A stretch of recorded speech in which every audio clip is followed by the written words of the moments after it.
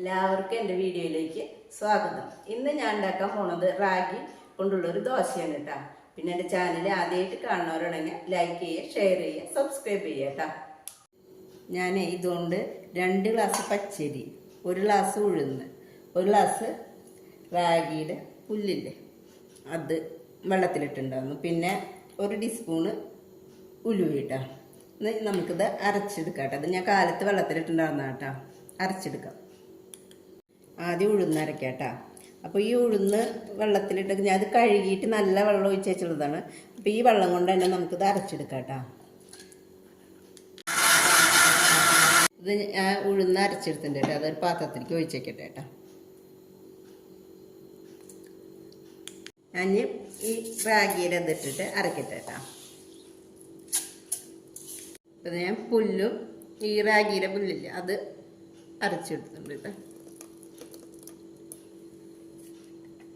പച്ചരി ഉലുവയും അരക്കട്ടെ കേട്ടോ. ബാക്കിയുള്ള ഉഴുന്ന് ഒഴിച്ചിട്ട് വെള്ളം ഒഴിച്ചിട്ട് ദേ കൈ കൊണ്ട് ഒരു 5 മിനിറ്റ് നേരം നന്നായി ഇങ്ങനെ അടിച്ചു കൊടുക്കുക കേട്ടോ.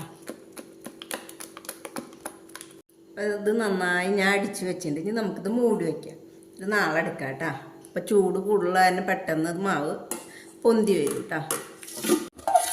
ഇന്നലെ അരച്ച് വെച്ചത് മാവൊക്കെ നന്നായി പൊങ്ങി വന്നിട്ടുണ്ട് കേട്ടോ. അപ്പോൾ ഞാൻ ഇപ്പം ഉണ്ടാക്കാനുള്ള മാവ് മാത്രം എടുക്കണുള്ളൂ കേട്ടോ. ഇതിലേക്ക് ആവശ്യമുള്ള ഉപ്പിടണം കേട്ടോ. ബാക്കിയുള്ള മാവ് ഞാൻ ഫ്രിഡ്ജിലേക്ക് വയ്ക്കും കേട്ടോ. പാൻ ഞാൻ ചൂടാക്കാൻ വെച്ചിട്ടുണ്ടായിരുന്നു. അപ്പോൾ അത് ചൂടായിട്ട് ഞാൻ ഒരു കയ്യിലെടുത്തിട്ട് ഒഴിക്കട്ടെ കേട്ടോ.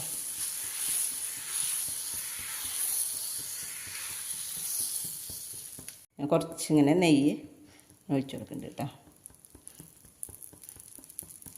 മറിച്ചിടാം കേട്ടോ.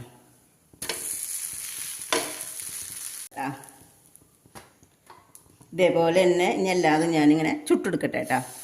അപ്പോൾ ഞാനിതൊക്കെ ഇപ്പോഴേക്ക് ആവശ്യമുള്ളതൊക്കെ ഉണ്ടാക്കി കഴിഞ്ഞിട്ടുണ്ട് കേട്ടോ.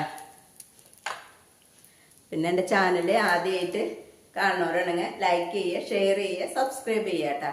പിന്നെ ഞാൻ ഇതിലേക്ക് ഒരു തേങ്ങയുടെ ചട്നി ഉണ്ടാക്കിയിട്ടുണ്ട്, ഒരു മല്ലിയില കൊണ്ടൊരു ചട്നി ഉണ്ടാക്കിയിട്ടുണ്ട്, സാമ്പാർ ഉണ്ടാക്കിയിട്ടുണ്ട് കേട്ടോ.